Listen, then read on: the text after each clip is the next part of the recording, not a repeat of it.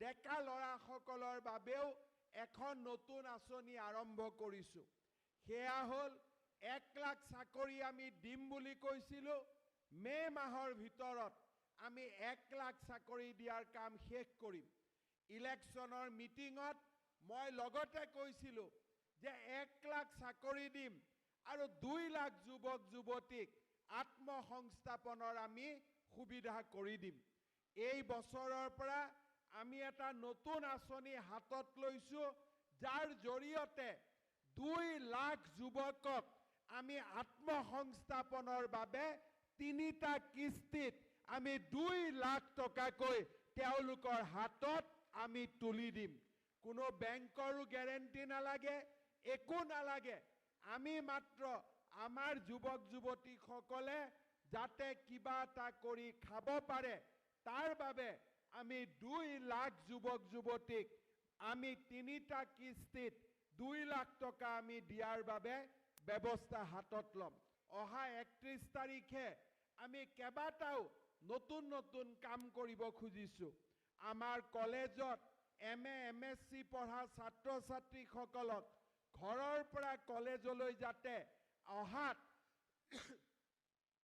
বাছৰ ভাড়া, টেম্পুৰ ভাড়া, এইবিলাকত হোৱা খৰচ আমি যাতে মাক বাপেকৰ ওপৰত বোজা নপৰি আমি যাতে চৰকাৰে তাৰ বোজা গ্ৰহণ কৰিব পাৰে, তাৰ বাবে MA MSc পঢ়ি থকা সকলো ছাত্ৰ ছাত্ৰীক আমি বছৰত 10,000 টকা, মাহত 1,000 টকাকৈ দিম, যাতে ঘৰৰ পৰা অহা যোৱা খৰচো চৰকাৰে বহন কৰিব পাৰে। হোষ্টেলত থকা মেছ ডিউজৰ বাবেও চৰকাৰে এইবাৰ পুঁজি দিব। ডিগ্ৰীত পঢ়া ল'ৰা ছোৱালীৰ টেক্সট বুক কিনাৰ বাবেও আমি পুঁজি মুকলি কৰি দিম। অহা 31 তাৰিখে আমি উপেন ব্ৰহ্ম ডাঙৰীয়াৰ জন্মদিনটোক ছাত্ৰ দিৱস হিচাপে পালন কৰিম আৰু সেই দিনাখনে অসমৰ লাখ লাখ ছাত্ৰ ছাত্ৰীক তেওঁলোকৰ বিদ্যায়তনিক উন্নয়নৰ বাবে মেছ ডিউচৰ পৰা আৰম্ভ কৰি মবিলিটি গ্ৰেণ্টৰ পৰা আৰম্ভ কৰি আমি সকলো পুঁজি মুকলি কৰি দিবলৈ আমি সিদ্ধান্ত লৈছোঁ।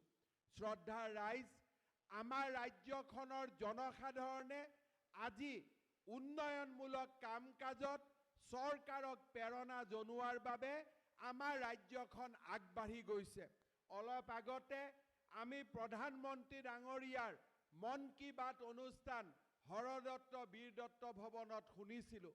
প্ৰধানমন্ত্ৰী ডাঙৰীয়াই প্ৰশংসা কৰিছে যে আমাৰ অসমে কি ধৰণে 400তম লাচিতৰ জন্ম জয়ন্তী আমি পালন কৰিব পাৰিছিলোঁ।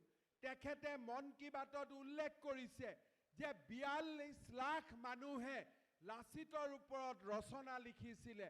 আজি আপোনালোকে চিন্তা কৰক যে অসমৰ যশস্যা আজি ভাৰতৰ চৌদিশে বিয়পি পৰিছে। অহা 14 এপ্ৰিলৰ দিনাখন আমি গুৱাহাটীত 10,000তকৈও অধিক বিহু আৰু বিহুৱতীৰে আমি বিহু নৃত্য পৰিদৰ্শন কৰি বিশ্বৰ বুকুত আমি আৰু এক নতুন অভিলেখ নিৰ্মাণ কৰাৰ বাবে আমি আগবাঢ়ি গৈছোঁ। আজি এই ধৰণৰ কাম কাজে আমাৰ অসম মাতৃক এক নতুন গতি দিছে, এক নতুন মাত্ৰালৈ লৈ গৈছে। মই আশা কৰোঁ আপোনালোকে আমাক আশীৰ্বাদ কৰিব, সহযোগিতা কৰিব, আমাৰ কৰ্মপথত যাতে আমি আগুৱাই গৈ থাকিব পাৰোঁ।